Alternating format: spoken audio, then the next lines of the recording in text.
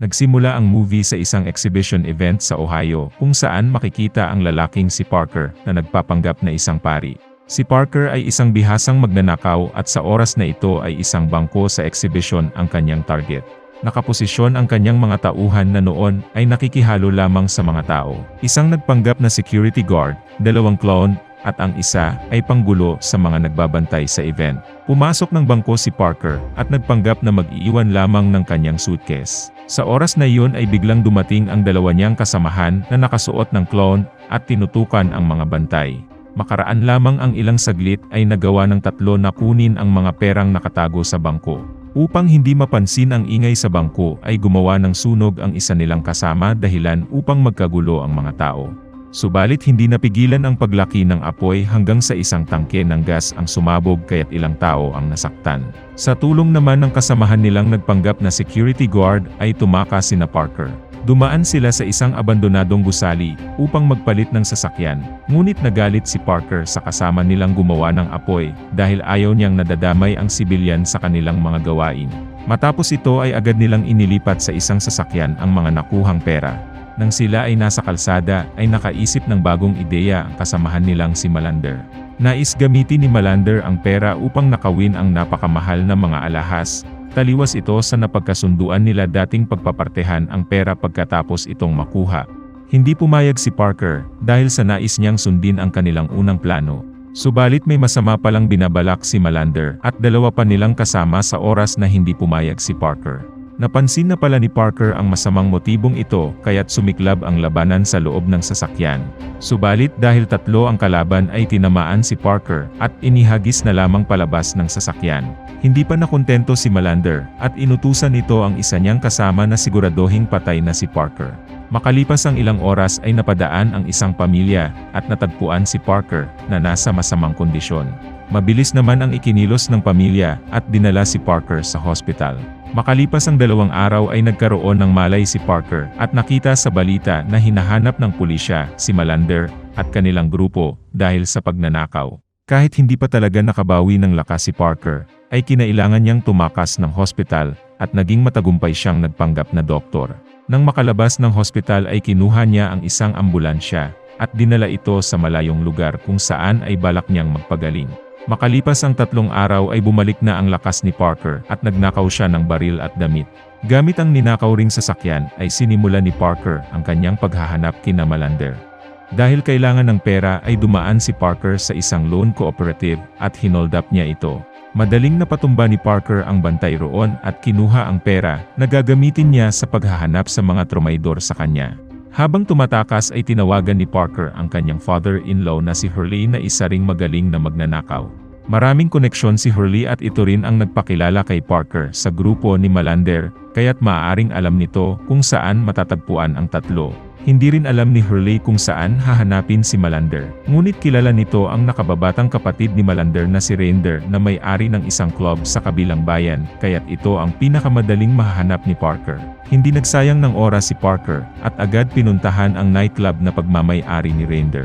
Pumasok siya ng club at binugbog ang mga bouncer hanggang sa makarating siya sa kwarto ni Render. Sinubukang lumaban ni Render, kaya't nabugbog lamang ito habang tinatanong ni Parker kung nasaan ang kanyang kapatid. Natakot si Render para sa kanyang buhay, kaya't binunyag nitong nagtatago si Melander at dalawa nitong kasama sa isang mamahaling housing complex sa Palm Beach, Florida. Muling tinawagan ni Parker si Hurley at nakiusap itong bantayan muna ang kanyang asawang si Jen habang inaayos niya ang problema. Ito ay dahil maaaring gumanti si Render at ang kanyang asawa ang pagbalingan ng mga ito. Ikinatakot naman ni Melander nang malamang buhay pa si Parker at ngayon ay hinahanap na sila. Nagalit si Melander sa kasamang si August dahil sumablay ito sa utos na siguradohing patay na nga si Parker. Sinubukang pakalmahin ni August si Melander at sinabi nitong isang big-time na mafia boss ang kanyang uncle. Upang maituwid ang nagawang mali, ay pakikiusapan niya ang kanyang uncle upang ipapatay sa pinakamagaling nitong hitman si Parker at kanyang pamilya. Sumunod na araw ay naghanda si Hurley at Jen na umalis, ngunit nagpaalam si Hurley dahil nais muna nitong ibilin ang bahay sa kanyang kakilala. Habang hinihintay si Hurley ay pumasok ang hitman na pinadala ng uncle ni August. Buti na lamang at napansin ni Jen na may ibang tao sa bahay, kaya't agad itong tumakas. Labis na natakot si Jen at tinawagan nito si Parker upang sabihin kung anong nangyari. Inutusan ni Parker si Jen na tumungo sa isang bahay malapit sa beach dahil siguradong ligtas doon ang babae. Nakipagkita si Parker kay Hurley at pinayuhan siya ng matanda na huwag nang palakihin ang gulo at hayaan na lamang ang grupo ni Melander dahil maaaring madamay lamang ang kanilang pamilya. Handa pang magbigay ng malaking pera si Hurley kay Parker kapalit ng perang hindi binigay ni Melander sa kanya. Subalit hindi tinanggap ni Parker ang nais ng matanda dahil nais niyang singilin si Melander sa pagtatangka nito sa kanyang buhay. Sumunod na araw ay balak tumungo ni Parker sa Palm Beach, Florida gamit ang bagong katauhan. Pumayag ang isang lalaki na makabili siya ng bahay roon kahit hindi ginagamit ang tunay niyang pangalan. Samantala sa Palm Beach Luxury Complex naman, ay makikita ang babaeng si Leslie kasama ang kanyang ina na namumroblema sa kakulangan ng kanilang pera. Nagtatrabaho si Leslie bilang isang salesperson na nagbebenta ng mga bahay sa Palm Beach. Habang nagtatrabaho ay hindi makapag-focus si Leslie dahil malaki ang kailangan niyang bayaran ngunit wala siyang maibentang property. Dahil dito ay ninakaw ni Leslie ang contact information ng isang kliyente mula sa kanyang kaibigan upang siya ang makapagbenta. Nakontak nga ni Leslie ang kliyente at ito ay walang iba kundi si Parker na nagpapanggap bilang si Daniel. Matapos makapag-usap ay dinala ni Leslie si Parker sa property na nais nitong bilhin. Habang patungo roon ay nakiusap si Parker na titigil muna dahil meron lamang siyang asikasuhin. Doon rin pala ang lugar na pinagtataguan ni Jen at masayang nagkita ang dalawa. Muling nagpaalam si Parker kay Jen dahil kailangan niyang bumalik sa Palm Beach housing area upang tapusin ang kanyang misyon. Sumunod na araw ay muling sinamahan ni Leslie si Parker patungo sa bibilhing bahay. Sa daan ay napansin ni Parker ang bahay na kakaiba sa karamihan. Paliwanag ni Leslie na hindi lamang isang tao ang may-ari ng nasabing bahay at hindi na niya ulit nakita ang mga iyon. Nang marinig ito ay agad naghinala si Parker na ito ang bahay na pinagtataguan ni Melander. Kinagabihan ay tiningnan ni Leslie ang mga impormasyon tungkol kay Parker na nakilala niya bilang si Daniel at napansing wala ito ni isang transaksyon gamit ang credit card. Dito ay naghinala si Leslie na naloko lamang siya at sa oras na yun ay isang mensahe ang kanyang natanggap dahil malapit ng kunin ng leasing company ang kanyang sasakyan. Samantala pinasok naman ni Parker ang nasabing kakaibang bahay at nakumpirmang naroroon nga si Melander at grupo nito na noon ay naghahandang umalis. Nang makaalis na ang grupo ay nagtanim ng arma si Parker sa ilalim ng isang lamesa.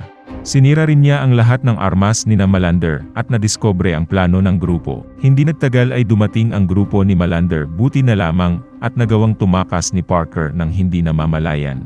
Subalit nang sasakay na sa kanyang kotse ay nagulat si Parker nang makita roon si Leslie.